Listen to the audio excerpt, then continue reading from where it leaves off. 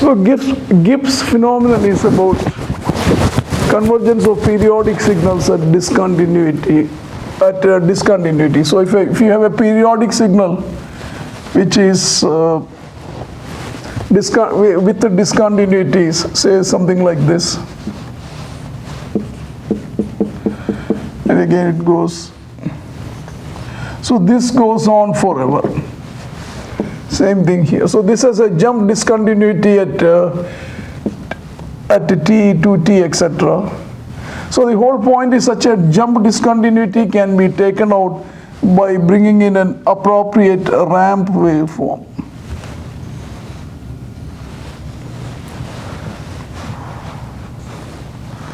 So if this you call it GT, you can see FT if you add to GT. So GT is also periodic. Would be a waveform without, because +1 and -1, that comes to 0, where here -1 and +1. So if you add this, you get a waveform something of this sort. Also periodic, but without jump discontinuity. So to study the properties of to study what happens at jump discontinuities, it's enough to look at a ramp waveform. To show one more example, a little concrete,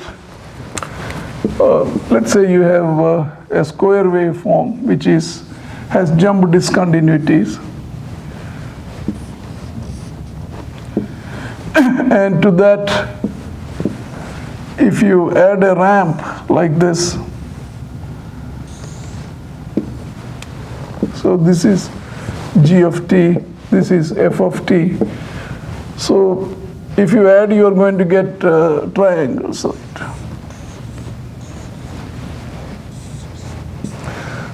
Ft plus gt. So there are no discontinuities. So whatever happens to the discontinuity has been captured by this. So it's enough to look at the discontinuities of a ramp waveform.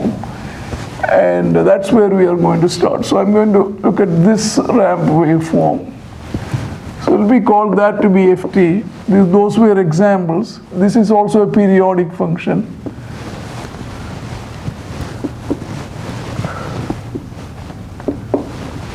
So this is an odd waveform. Ft is minus Ft, or f of minus t is minus Ft.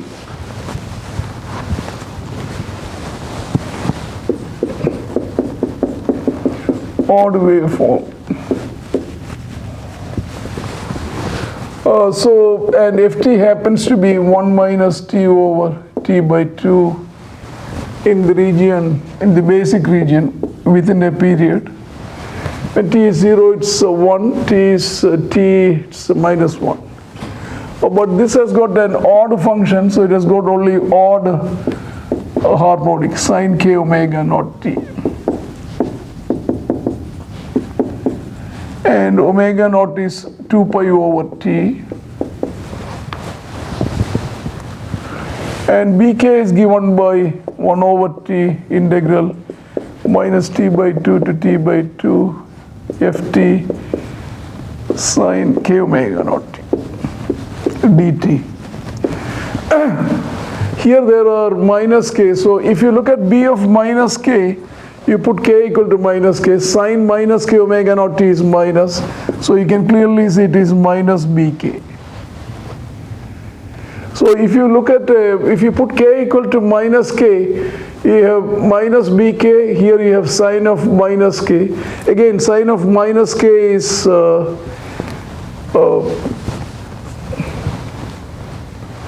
minus sine k. So a minus sine k omega naught t. B of minus k is minus bk from here. So minus minus goes away.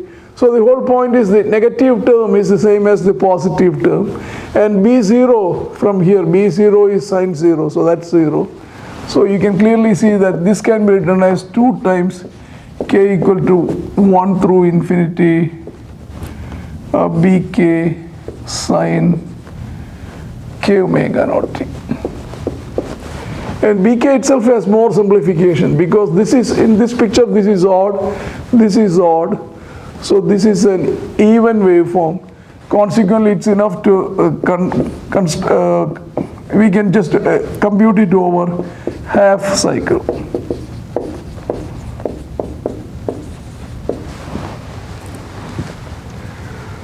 So that's this is Ft. So to compute Bk, I'm going to compute Bk. So Bk is 2 over T. We'll use this expression. So Bk also turns out to be 2 over T integral 0 to T by 2 Ft sine k omega naught T dt.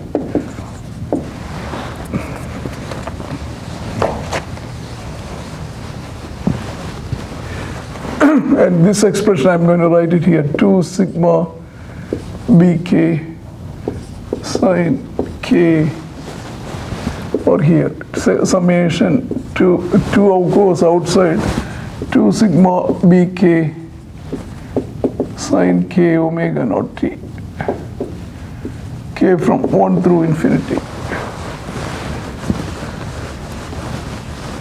All right, so from here, Bk is, let me compute the Bk is 2 over T. I'll use this expression, Ft, which is 1 minus T over T by 2 sine k omega naught T dt, 0 to T by 2. So this is 2 over T. The first integral is integral of sine, so that's minus cos k omega naught T over k omega naught 0 to T by 2 minus, so you have another 2 over T here, integral 0 to T by 2 T sine k omega naught T dt. So the second integral need to be done in parts. If I take this 2 inside, T inside, this is T omega naught is 2 pi over T.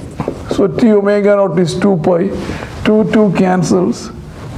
So the top limit, bottom limit is, so this is 1 minus, bottom limit is 1, minus minus plus. The top limit is omega naught T by 2, omega naught T is 2 pi. So this is cos k pi divided by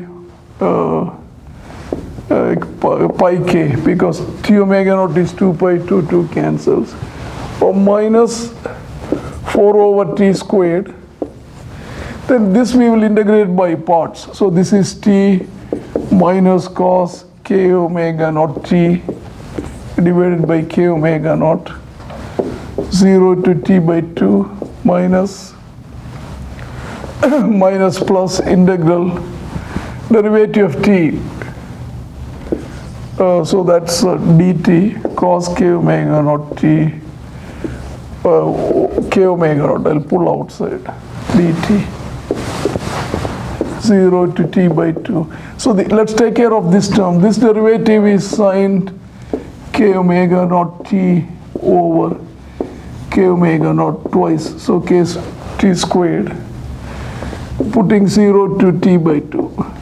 So the bottom limit is 0, top limit also is 0, because omega naught T by 2 is pi, sine k pi is 0. So this term has no contribution.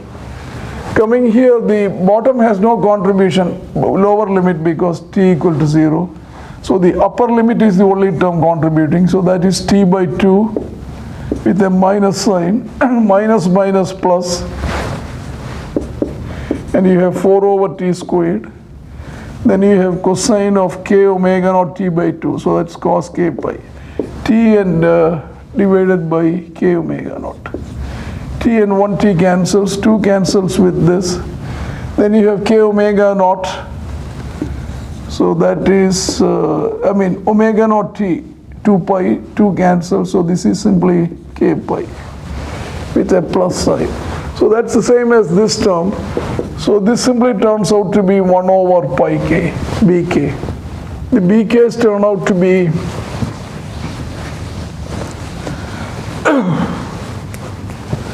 So I'll copy this expression. F of t is 2 times summation bk sine k omega naught t. But this bk is 1 over pi k. I'm going to put the k here. So this is, the question is what happens to this summation as t tends to 0, because towards the t equal to 0 is where the discontinuity is. So to study that, I'm going to look at a partial sum. So the way we are going to do this is we look at, rather than look at all the infinite terms, let me look at a finite number of terms, then we will push that n to larger and larger values. So this is 2 over pi sine k omega naught t over k. But to get rid of this k, I can write it in terms of an integral formula. So I can write this as summation k equal to 1 through n integral of cos kx dx. Integral of cos kx is sine kx over k, so we have that. So the top limit is, we just need to adjust it, so that's omega naught t. So if you do this, you get this. So the question is, how do we simplify that summation integration together? So we'll pick up that partial sum and simplify and see what happens to it. So the partial sum fnt is 2 over pi integral from 0 to omega naught t summation cos kx dx. K goes from 1 through n. So let's look at this summation cos kx, k equal to 1 through n. So that's the real part of summation e raised to j kx. K goes from 1 through n. So this is like e raised to jx plus e raised to j2x plus etc. e raised to jnx, a real part. So this is real part of e raised to jx, 1 plus e raised to jx, etc. e raised to j n minus 1 x. But this whole part is 1 minus e raised to j nx over 1 minus e raised to jx multiplied by e raised to jx, real part. So if you pull out half of this outside from here, e raised to jx, here I pull out e raised to jnx by 2, so that this reads e raised to minus jnx by 2 plus minus e raised to minus jnx by 2. It's a standard operation, same thing here. I'm going to pull out e raised to jx by 2, so that this is e raised to minus jx by 2 plus e raised to jx by 2.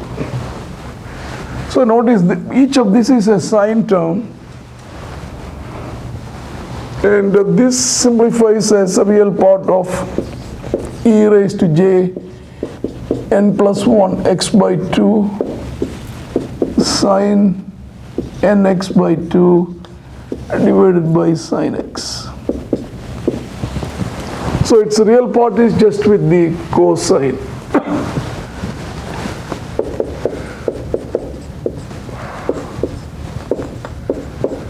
So we have computed this. Its real part is, if you want one more time, cos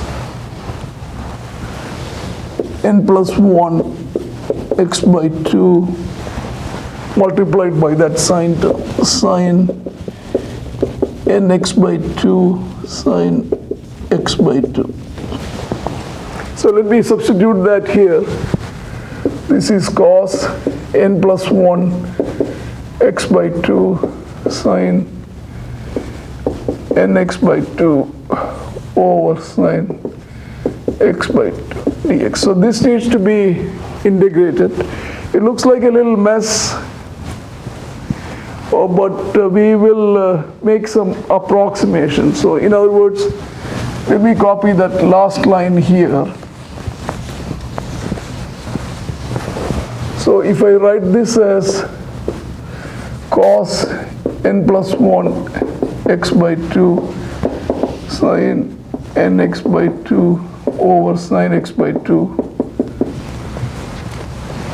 This we can approximate it as roughly, if n is large, we will just ignore this one.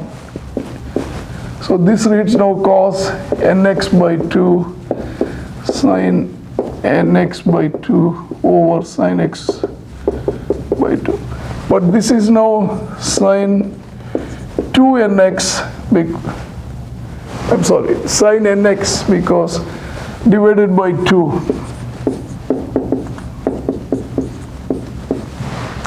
Because sine 2 theta is 2 cos theta sine theta. So I divided by 2 to take care of this. So this integral now reads 0 to omega naught t. So this whole expression is there as sine nx divided by n sine x by 2 dx, not n, 2. So let's make another change of variable. I'm going to call this nx to be y, so that x is y over n. So this is now 2 over pi integral 0 to sine y over 2 sine y over n, right? X is y over n, and dx is dy over n. And the limits are, when x is omega naught t, this is n omega naught t. Lower limit is the same. So to simplify this further, I'm going to make another approximation that when n is large, remember we need to figure this out as n becomes large. If n becomes large, this becomes extremely small, and sine theta we can approximate it as y over n. Notice that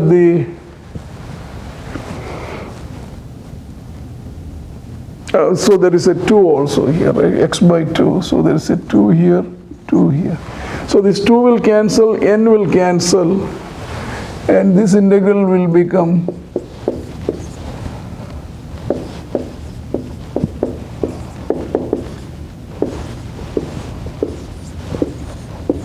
so essentially we need to study the properties of this sinc function as n goes to infinity.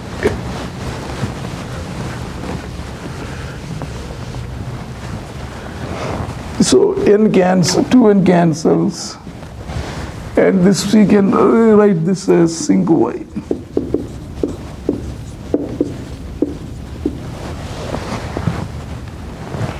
So the question is what happens to, so let's look at the properties of the integral of sinc y dy as a function of tau. So if I plot this, so remember, first of all, sinc y is like this. This is sinc y. So if you integrate, you can see this is the first 0 at pi, second 0. This integral is what we are computing as different values of tau. So this integral will be maximum. So if I plot this integral as a function of tau, this integral will peak at pi, then it will go down, then it will little larger. And in any case, we know that the area from 0 to tau infinity is pi by 2. So this integral is going to basically overshoot and undershoot, etc. Overshoot happens at pi, this is at 2 pi, and this value is 1.57, this is approximately 1.85, this is 1.41, etc. So what's the point? Look at this picture. As t gets very close to 0, you will notice that as n increases, this integral will, if t is extremely small, this integral will start swinging through these values. So where will this integral peak? Obviously when the exponent, the upper limit is pi. This exponent is pi. So at that time, that corresponds to Tn equal to pi over n omega naught. So as n increases, notice that the peak value, peak occurs at close to 0, but on the positive side. Then it will, so essentially, as t increases, if this is, so if you do all this integration, this peak will occur at 1.85.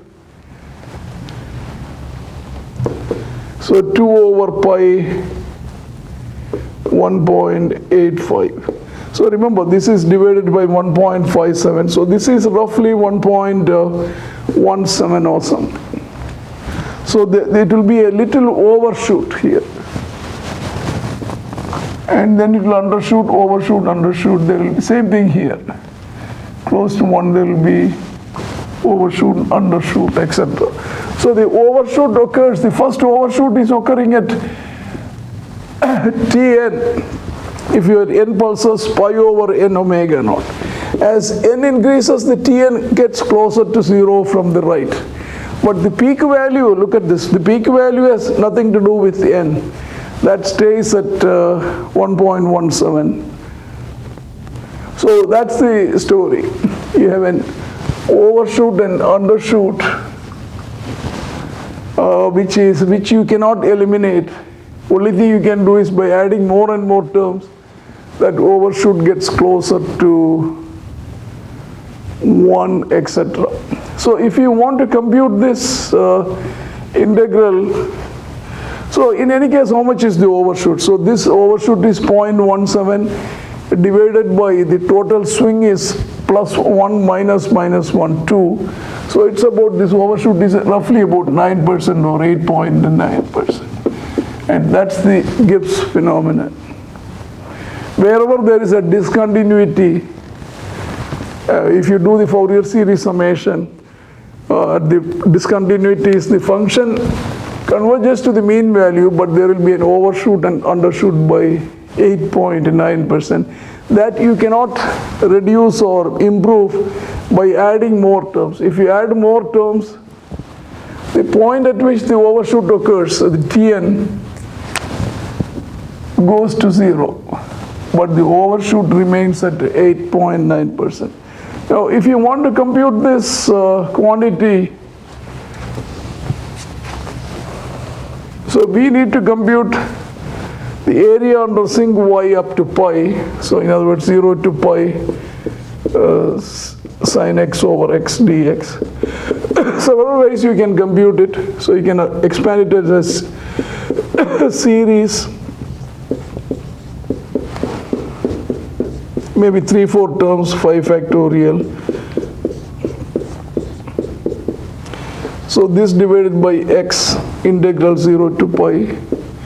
So that the first, so this will be integral of 1 minus x squared by 2 factorial plus x4 by 5 factorial minus x6 by 7 factorial dx 0 to pi. So if you put the integration and limits, this will be pi minus pi cubed by 18 plus pi 5 by 600 minus pi 7 by 7 factorial multiplied by 7, etc. Roughly it will come out to what I said, 1.85 or so.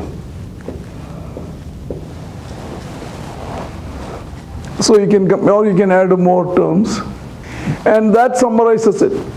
So the function will converge to the mean value of the plus and minus the values but just beyond the discontinuity, there will be an overshoot and undershoot.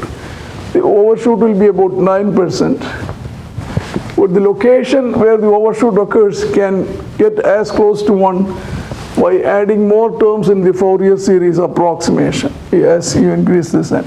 But nevertheless, the 8.9% to 9% remains the same.